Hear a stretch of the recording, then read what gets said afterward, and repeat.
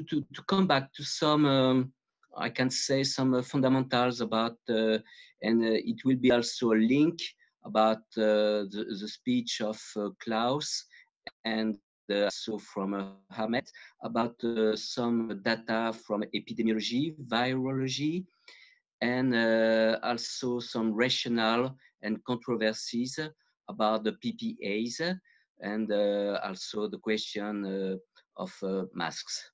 Okay, so it's okay for the presentation. So Yes, everything fine. Everything is fine. okay. So the first slide, and it's interesting to do a link with the speech of Klaus, is to see about the world situation, and about the world situation and every country situation. There is a very good link from the WHO organization, and if you see that, it's actualized today on the 4th of May. And you see a big heterogeneity due to history of COVID contamination. What we can say is that we are in a very hot and real historical pandemic with 3 million and 4,000 confirmed cases all the world. That's terrible, and more than 2,000 200,000 deaths around the world. What we see is that now the hottest country is United States, and maybe if you speak about growing incidence, and maybe also Russia, Federation of Russia, which is also a big problem.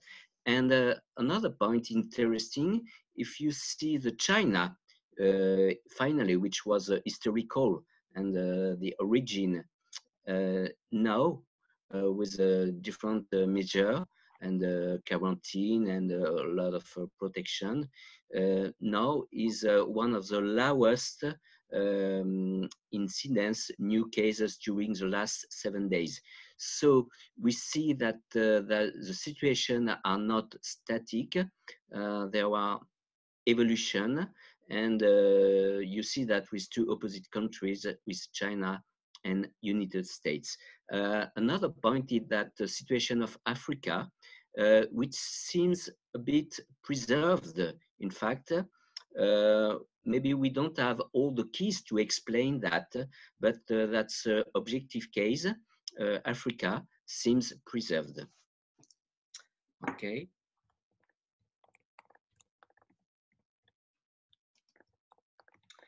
This is a focus in Europe. So in Europe, in fact, what is strange is that it seems like there is a sort of two kinds, two parts, the west part and the east part, because the three, first, I want to say that Europe is the first part of the world which is with the most contaminated cases, following just after by America. And when we have said that, I say that there is a west part and the east part, and in the west part, we have the fourth countries with most contaminated cases, and the most important, the highest level of death due to COVID. I mean, Italy, Spain, France, and Great Britain, that are the four countries with with the highest level of death due to COVID. Another point is in that map, you see in orange circle the contamination during the last 7 days, and you see that Great Britain maybe and Russia also maybe begin later, but are in a very difficult situation. So in fact, Europe is a very strange situation with a very heterogeneous situation due to different kind of factors. This is the same kind of data. I don't want to explain all the circles, but you see what I say just before about it's a kind of tragic top 10 or top 50 with Spain, Italy, Great Britain, Germany, Russian Federation, France about the confirmed case, but some dissociation with total of death. For example, Germany with a lot of cases, but not so many deaths. So that's interesting to understand and to about the different kind of prevention maybe. Well, just I think everybody know that, but the history during that the last 4 months. Remember, in fact, we hear the first situation during the last days of last year.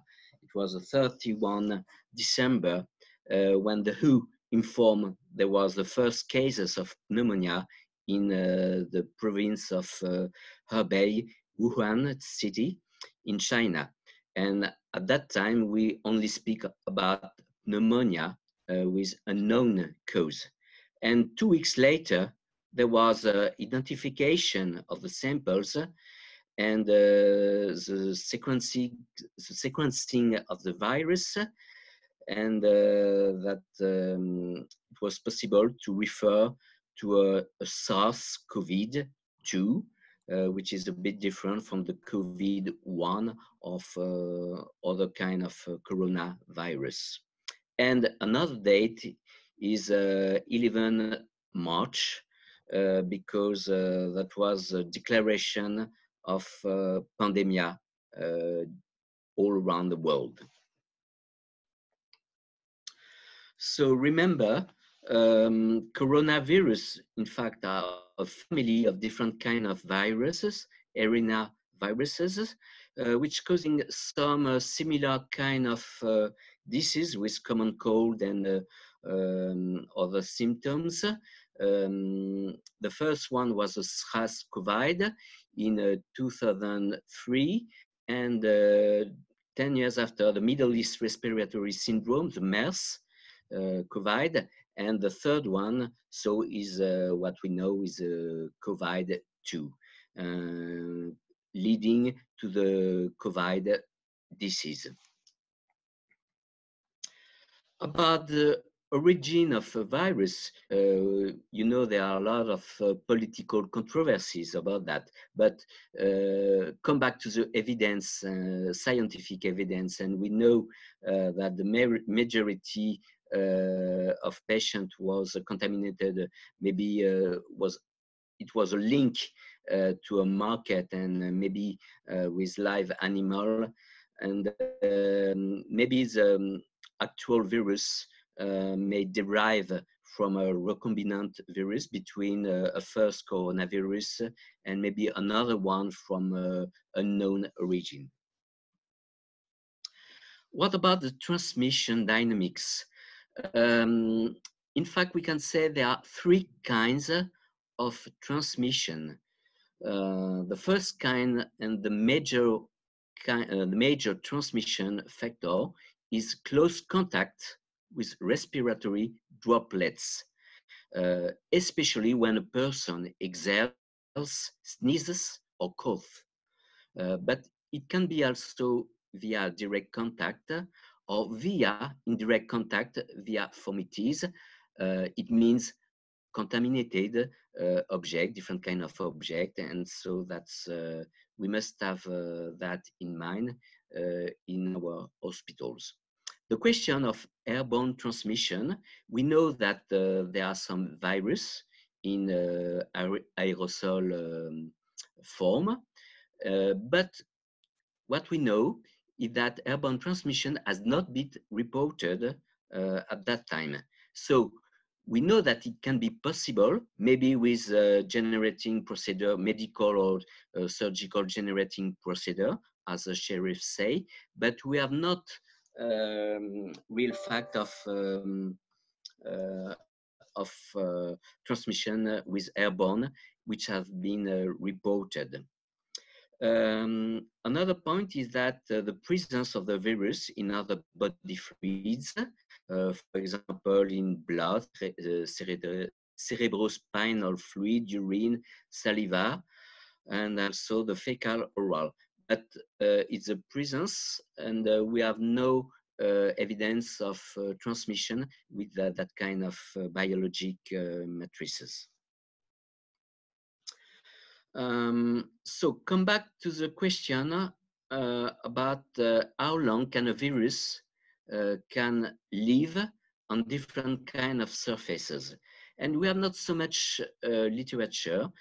One very important article was 1 month ago in a New England Journal of Medicine. It was aerosol and surface stability of the COVID. It was not in the real situation, but it was artificial situation, but it's a very good work. And the authors conclude that the virus is viable up to 70 hours on plastics, 48 hours on steels, and less 24 hours on cardboard, for example, and 4 hours on coppers. So the duration and the life of the persistence of virus depends on the type of the material. That's very important. And we must keep in mind that maybe in some materials as plastics, and plastics is very used in hospitals, and for example for stocking drugs, maybe up to 3 days. Also in the air, as we say just before, the question of aerosol is only maybe 3 hours, so it's very short. But that's a question of duration of the virus. But is it possible? The question, in fact, is what is written in red. What about the risk of becoming infected by touching something an infected person was in contact with days ago? For example, plastics touched by a person 2 days or 3 days ago. Okay, maybe there are some amount of virus, but the loading dose is very low, and maybe less than 0.1% of the starting virus material. So infection may be theoretically possible, but unlikely at this level because that's very low. That's the reason, for example, when you did some quarantine procedures for some objects, maybe 2 days will be sufficient and 3 days maximum will be sufficient. That's an important point to do difference between the existence of virus 2 days or 3 days and the possibility to be infected by that kind of surface. So we were speaking about aerosol. So as I said just before, the duration, this study found that the virus was viable up to 3 hours, which is not very long in fact. And as we say, there are no confirmed cases from airborne transmission. What is important about the different kind of objects and formities is that the virus is widely distributed in the air, okay, and object surfaces.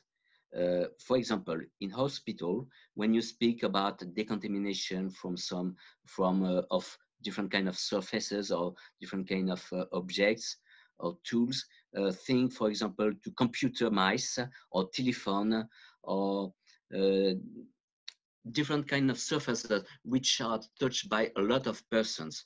That's when you are doing some decontamination with appropriate products, you must always thinking to that kind of objects.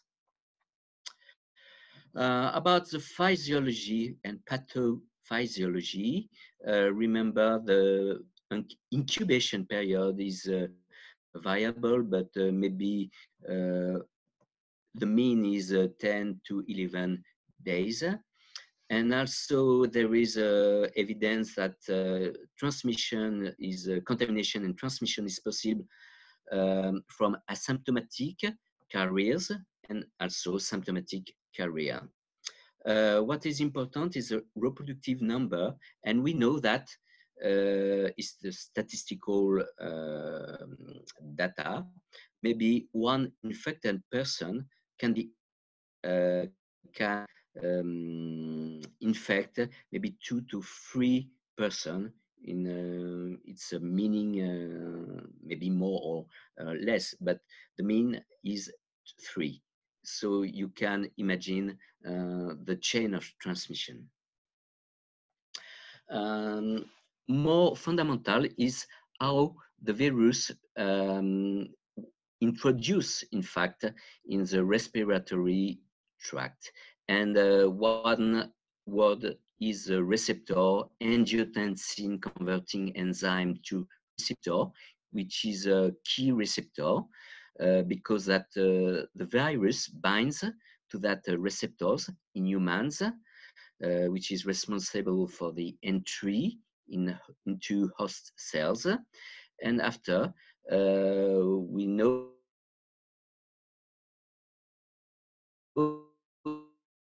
that is expressed down the phages. And after the accumulation and over accumulation of angiotensin 2, which may induce acute respiratory distress syndrome and also damage to myocardium. Well, I don't state too much about the symptomatology, but there are a very heterogeneous situation from mild illness to pneumonia to severe pneumonia. That's real difficulties, and in fact, we don't know. We know that the people with risk factor, they have more high risk to do pneumonia and severe pneumonia. And for example, cancer patients are typically patients with high risk.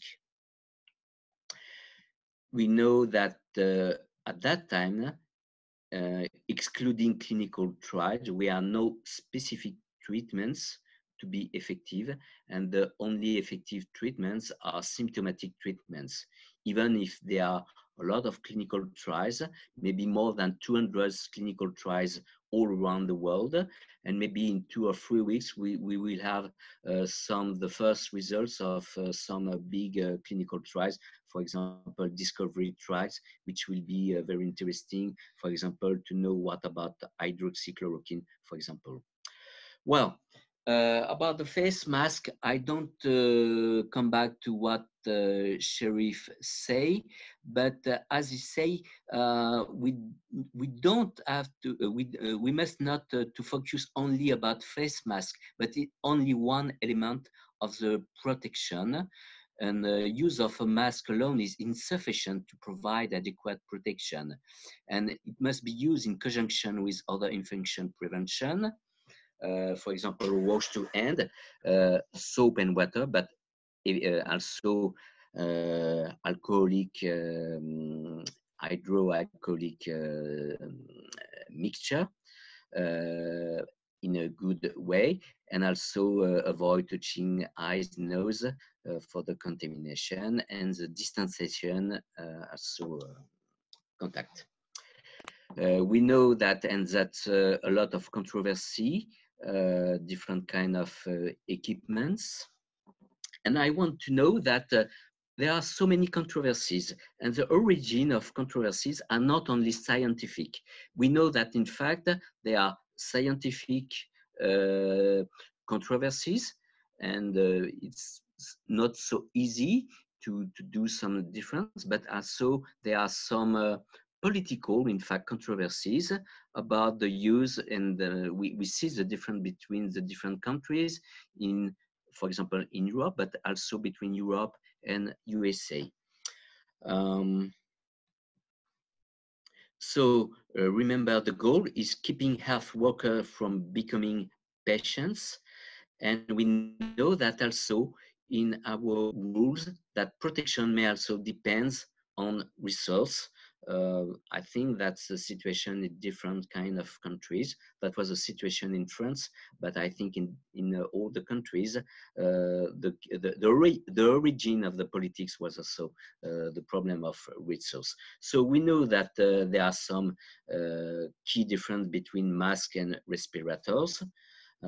This is interesting schema between the droplets, the large spray droplets, and the aerosol. And we know that droplets, the big, in fact, the small droplets, they are maybe there are some difference between the respiratory mask and the surgical mask. But if you consider the big droplets, what we call spray droplets, in fact, there are not so much difference. If exhale, in fact, and that was a question of Klaus, the droplets may fall to a surface within 2 meters. Okay, it's meaning maybe 1 meter, 2 meter, 3 meter. But remember, even with big droplets, when you are coughing or sneezing, so the velocity is completely different, and the big droplets can reach distances as far as 6 meters or maybe more away. So you must you must have in mind all the kind of situation: aerosol, droplets, classical droplets, and droplets generated by coughing or sneezing. In fact, another point of difference is that maybe if you are protecting yourself or protecting others, and when protecting others, in fact, the effectiveness and differences between the two kinds of masks are not very small. Much smaller, sorry. Just to finish the speech, we were speaking in France with other colleagues involved in oncology pharmacy about what we can do to adapt our organization to the coronavirus. And the first thing is how to avoid to contaminate patients, and the second thing, and how to avoid contaminate ourselves. So that's two things. Why? Because we know that cancer patients or other kind of patients, for example, diabetic patients, are at a higher risk of the COVID infection, and they are more likely to have higher morbidity and mortality. So that's a real challenge. And so it could be interesting to think to oncology pharmacy guidelines to improve, in fact, the pharmaceutical care of cancer patients. That's what we are doing during the last weeks and last days in France with our national society. And I wanted to share with ESOP and other colleagues about that example of guidelines. First, about the patient hygiene and safety, and because we have to take some measure to protect patients when we go to cancer departments, and also the question in control atmosphere zones. But for our personnel, I mean staff hygiene and safety, so to remember all the protective measures, and what can we do when there is positive COVID-19 cases among our personnel? So now the situation are very clear for that. So we have 3 points about the use, and I know in some countries pharmacists do a lot of preparation due to shortage about aqueous alcoholic solution. But remember that we must use the formula, the WHO formula. Remember that also that wearing the same gloves are not recommended, in fact. So regular glove changes should be carried out in the production area of cytotoxic production. And the fourth point is, what about protection? Because we speak about equipments, but we can speak also about protection with modified our organization. And organization, I mean pharmaceutical consultation, medical consultation, pharmaceutical analysis of prescription. So if we want to protect ourselves and the patient, we have to do some modification of organization. We can say first that what is important is that oncological clinical pharmacy activities must be maintained. That's the first point, but we must privilege the use of telephone interviews or electronic sources, for example. Pharmacists support also the medical decisions for example, with modification of administration schedule, for example, in immunotherapy, with widest possible administration. That is opportunity for patient not to come back every 2 weeks, but every 4 weeks, for example. And we have level of proof for immunotherapy. Is it possible without loss of chance? And also the use of a portable medical device, and also in some cancer to substitute injectable drugs with oral anti-cancer drugs. Also, the question of clinical trials must be minimized. And when you are doing some dispensation, think to decontamination of all your objects. That's a point. And the last point is to imagine and to create alternative protocols in cancer, for example, with some drugs with very high risk of shortage. For example, midazolam for palliative situation with this very high risk of shortage. So you must think to new alternative protocols with, for example, with diazepam or clorazepam for examples. Okay, so I finish and I try to the goal was not to speak about therapeutics, but about how can we imagine new organization. To finish, that's a positive message. That's the entrance of our departments with some spontaneous child image which we put in entrance. So that's positive for us. Thanks a lot to hear me. Okay, thank you so much, Christophe. This was very intelligent presentation. Nearly, I know that it's nearly the COVID is immortal or something like that, because on the surface it is living very, very long times.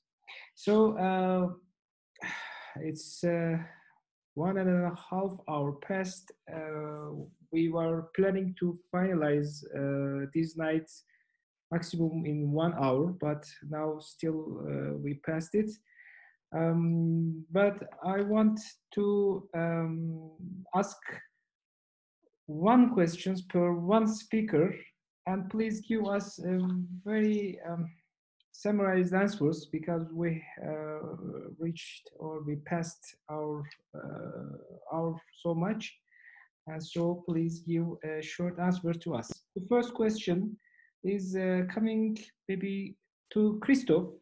Christophe, one attempt was asked us about especially confusing about the spraying droplets. Because of the spray droplets, some of the sources like World Health Organization is saying that you need to give minimum 2 meters between you and the other person. But some countries and some sources are saying that 1.5 meters. Some of them is saying only 1 meter is enough. So which is the best idea for you? Really, I don't have a definitive answer. I think it's just a question of statistical thing. For example, in France, we say 1 meter, but in fact it depends because it's in the public area we are speaking with 1 meter. Okay, in hospital maybe 2 meters. I think based on scientific rationale, and when you are comparing the different size of droplets, we know that the droplets fall in downstairs at a maximum distance of 2 meters. So I think 2 meters is a reasonable distance. I don't think that when you are speaking of 3 or 4 meters, there is a very big rationale. But we must take also in consideration what is possible or no. But I think 2 meters can be a good thing based to scientific rationale of the droplets falling downstairs. Yeah, exactly. Okay, thank you.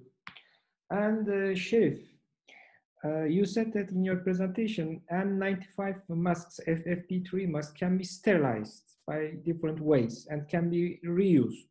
But some of our attendants shocked because that's what people are thinking, that is you cannot reuse them, you cannot sterilize them. So you can say a few about how are you making this sterilization?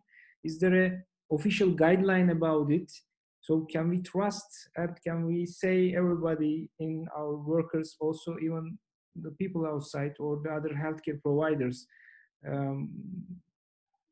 can you give us a reference and can we say very openly, yes, you can reuse it after the sterilization? Hello, Ahmed. This is a very important question, and I knew that it will make a big dilemma because a lot of evidence about COVID. You can hear me? Yes, yes, exactly. Yes. Okay. So the reusing the N95 and sterilizing it with UV, there are some literature, I can send it to you. Also, the results are not so strong in evidence, but in our hospital, our infection prevention officers, they issued that we can re-sterilize it, and we sterilize it in our central sterilization area in our surgery area, and it's sent back packed. In my opinion, always we will need in the next period of time more evidence, more paper on it. But I can send you the literature that you can base your reuse on it. Yes, excellent. So we can publish these documents in our next newsletter, and so everybody can read. Thank you so much. And also we have another question about hand sanitizers. And some of our attendees is saying that did anybody is preparing hand sanitizers in the hospital or in the pharmacy? And what about your experience? Have you got a formulation about it? For this question, I will send all of these speakers this question, and I will take the answer, and we can publish this about this question, the answers, to the next newsletter. Maybe we can publish an extra one for giving the answers. And I want to close tonight. And at the end, I want to say a few sentences from my heart. So it was a very, really nice night. I want to thank to all the speakers, but I want to give a big thank you to yours, to our attendants, to our dear listeners who attended to our meeting tonight. Tonight we talk about our common enemy, or the common enemy of the humanity. So these COVID-19 haven't got any or giving attention or not caring about the borders of the countries, and it's not interest that we are male or female, or not caring about our color of our skins, and not caring about our language differences, and also our religions also. Besides its bad side or evil face, COVID reminds us that we are all equal. We are all human beings. And also COVID-19 reminded us that we are all on the same boat, all on the same ship, and there is only one, we have only one world, that and also our destiny is common. These days, I hope will pass as soon as possible, my friends, and I hope that in the future, humanity will be much better than before. Thank you for your attendance. Stay happy and also stay healthy. And I want to say goodbye to all of you until next Web ESOP night. Thank you so much, and bye-bye. Bye-bye.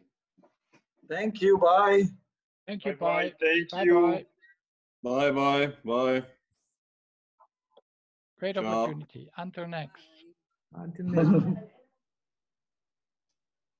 Be safe. Wash your hands. Bye-bye.